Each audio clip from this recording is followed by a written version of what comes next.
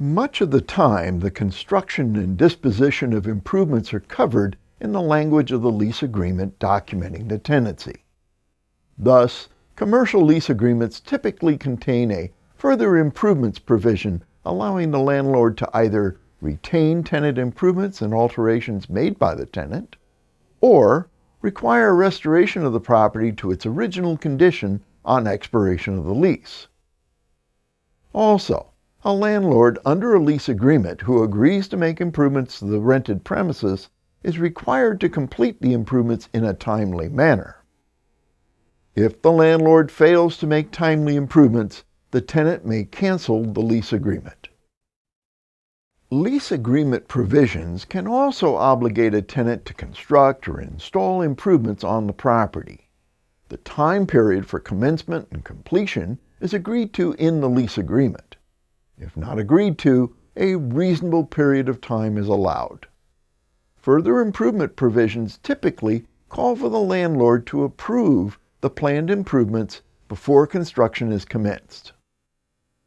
In other instances, the lease agreement provisions may allow a tenant to make improvements without the landlord's further consent. Here, these improvements are not specifically mandated or required to be completed in exchange for a reduction in rent. This non-mandatory type of improvement is called a permissive improvement. Most lease agreements provide for the property to be returned to the landlord in good condition, minus ordinary wear and tear for the years of the tenant's occupancy. Thus, the tenant is not required to restore the property to its actual condition when they took possession before the tenant improvements were installed. Why? Well, since the tenant improvements are part of the real estate, they remain with the property on termination.